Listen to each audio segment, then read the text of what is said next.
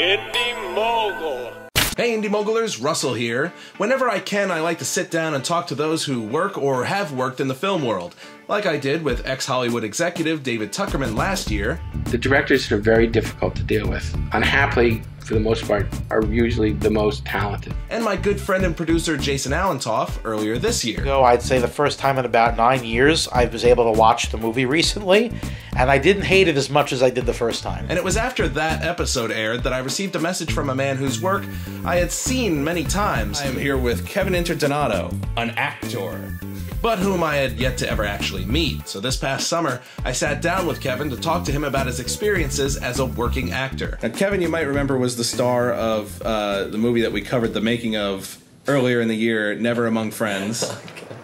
Now, you watched the episodes on that. Is there anything you have to say about that project? Yeah, I do. You know something? Go for it. Well, Jason's a friend of mine, yes. You know, and I saw the interviews and stuff, and then he put the movie on YouTube. Mm-hmm. I haven't seen it in years, you know, and you know, it was what it was. It was everyone's first movie, you know, and a lot of people still keep in contact. I'm still great friends with people from the movie. For me, that was probably the most fun I ever had doing a movie, because that's when it was still pure. Yeah. It was just about the acting. It wasn't business and this and that and money and all that crap, you know. It was just about the acting, and everyone was just green and excited, and you know, a lot of high hopes for it. And when I watched that movie, I just said, wow, that was really a good time in my life, and I enjoyed it for what it was. You know, it's not always about like being in an amazing film. Mm-hmm. Sometimes it's the experience that goes with it, because that's what I think about. Yeah. You know, so it's always better the ones you actually have fun making. It is, those man. The ones you remember better. There's no reason not to have or at least have a good time. I mean, most of my roles are kind of, I guess, heavier, edgier, but play the tough guy. Yeah, but it's still fun, you know. Yeah, it's still, of course, yeah. I like doing it. You know what I mean? And someone asked me like, what was going on in your life in 05 or 09 or this or that. I instantly resort back to what movie I was doing or what project I was in, because that's my life. You know what I mean? At what point did you go out to LA? Like, why did you? Because that's the thing. Whether you're an actor or a director, everyone's like, you have to go to out west. You got to go to LA eventually. At what point did you make that decision? I should have made the decision a long time ago to go. I should have. LA is like its own beast, really. 3 years ago, I went out. So I should have went earlier, because I would have got my feet, you know, I guess planted over there a little bit sooner, you know. I went 3 years ago because I felt like I kind of exhausted the independent film scene that was going on here in New Jersey and Philly and New York, because there's no tax credits. Everything left. Yeah. At that time, there was like all the shows were just going. From the soaps to the features, everything was just dying down. I was like, you know, if I'm gonna make a go at this, like a full go, I just can't do it from here anymore. And I'm a Jersey boy, man, you know. Yeah. And if the business was here, I'd be living right around the corner. Of course. You know. I always get made fun of for it. They say like, oh, well, you're in Jersey. Everybody has a hard time leaving. Yeah, it's true, man. It's true. You know, it's a great place to be. I love it. But that's why I went, and it was a step in the right direction for my career. It definitely was. That's good. Yeah. There was a point where it seemed like, because we're shooting this in Asbury, we're in Asbury Park right now. That's what you see behind us. There was a point where it seemed like, oh, this is going to become like a big arts area. Yeah. The film is really going to be built up here, and it just seems like it kind of has fallen apart. Yeah. In the last few years, and there's barely anything left. And even the Garden State Film Festival, we just found out in the last few weeks, is not going to be in Asbury Park now, as it has been since it started. It's going to Atlantic City. It is. It's going AC. That's what I heard. I mean, if the rumors I've heard are true, yeah. Atlantic City is where they're going to go. Wow. So wow. It's just too bad. It is too bad. That was the only thing I used to look forward to for every year in April, right? It's like always the beginning of April or something. Yeah. And that's where I got my first. I got best short film. I know, right? And I didn't even know and didn't assume that it would happen, and then they told me later that they called my name at that awards dinner, like, yeah. The one I had to pay a few $100s to go to? No, thank you. But, yeah. Okay, great. Award, thanks. We were talking about the festival stuff before, you know. Mm-hmm. Can I get into that a little bit? Sure, go for it. Let's you know why? Everything. Because it bothers me. The whole festival thing? It bothers me, man. Mm-hmm. You know, and my heart goes out, my hat goes off to independent filmmakers. Mm-hmm. You know, you guys... Me, I'm a hired gun. I come do my thing. There's a lot of work entail, you know, and I always try to stay involved with the projects I do to see it to come to fruition. Any way I can help, I'll help. Right. To me, that's the job of an actor. I don't do my job and I'm out. You guys, you sit on a project, especially like a feature. That's like a short-lived business. You know what I mean? And for 3 years of your life, give or take, that's like all on you. So they got these film festivals across the country, and there's thousands of them now. The whole idea of a film festival is to further the life of a movie, to give it a home, to make sure, because the odds are so stacked against you for a low-budget indie film, to give it a life, to give it a future. And the whole idea is when you do a film festival, in my eyes, to have a distribution company there, at least one. Give a filmmaker the opportunity to do it. Yeah. So you go to these local fests or whatever, and you get accepted, and it's like, oh, cool, I'm in this festival, and you go, and maybe you win an award, and that's it. You get the olive branches on your website, and that's great, and more power to you. That's awesome. You're getting recognized. But the bottom line is, how are you going to further your film? And film festivals are supposed to facilitate that process, in my eyes. Right. I've been in a lot of fests, around the country.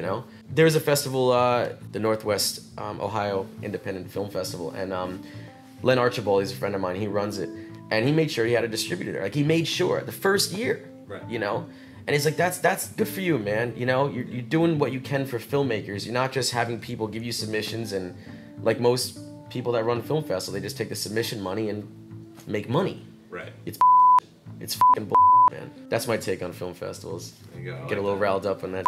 Yeah. I'll tell you why I get riled up. Yeah. Because it's such a grind. It's such a hard business, man. Mm-hmm. All around, actor, filmmaker, it's the same grind. Different hustle, but same grind. And the odds are so stacked against you. It's like, why not try to help people out? Try to help each other out. If you're gonna make a film festival, do it to help. You know what I mean? Mm-hmm. Do it to help people. Don't do it just because it's an aspect of business where you can make money. It's yeah. So anyway. It's weird that you can think you can make money. Yeah. For something like just running a film festival. Oh yeah, man. Like, I was in I told you, the Atlantic City Film Festival. That was just a guy. It was just like we rented an attic in a bar that was actively doing like karaoke. Downstairs, and we showed Jason. We showed Never Among Friends, a short film that I had done just before it, and that was it. And then we even did he's like, oh, you want to do a Q&A? I'm like, for who? We're here, like, there were, other than myself, my friends that I made our short film with, and then Jason and who he was there with, there's maybe 2 other people. Yeah. So it's really for them.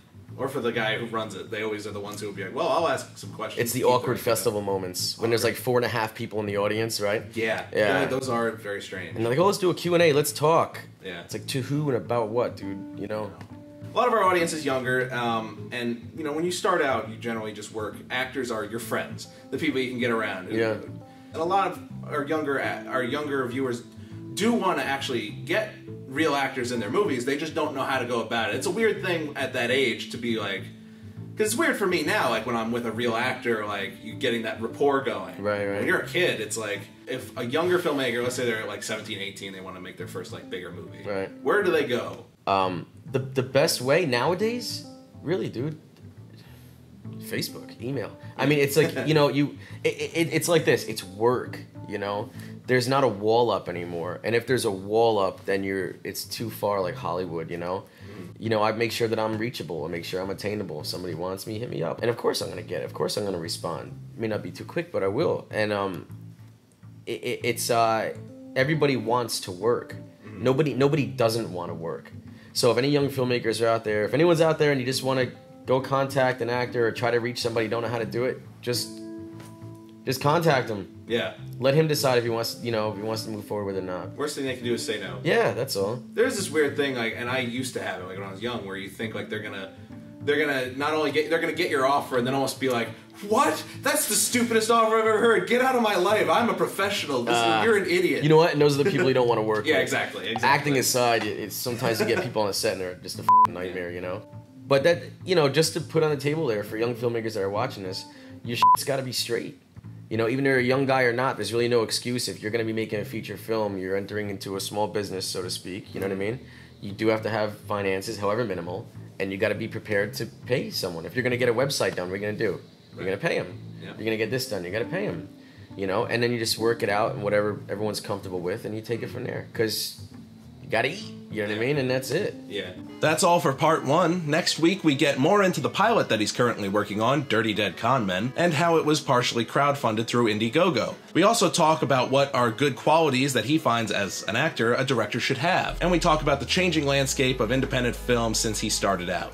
If you'd like to see more of Kevin, we're linking to his reel at the end here. Check that out. We also have the full feature film that he was a part of, Never Among Friends, the full movie. If you missed previous insider interviews, both of those are linked also.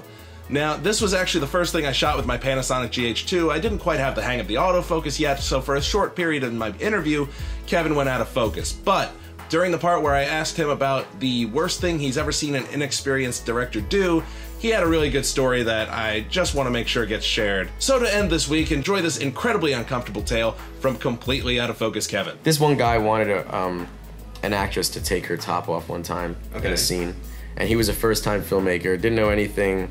We did this scene, and this girl was kind of nervous about it, taking her top off. And he's like, please, please, please, just do it. It's for the movie. And I pulled her aside. I was like, you don't have to do this. I said, look, this movie's not going to go anywhere. I said, it's for him. Right. Well, she did. And as soon as she did, he goes, money shot! And clapped his hands like that. Oh, God. Man, I couldn't believe it. I reamed him out. I lost it. And it just ruined, like, the camaraderie of the set. Like, everyone's like, oh, my God, what an idiot.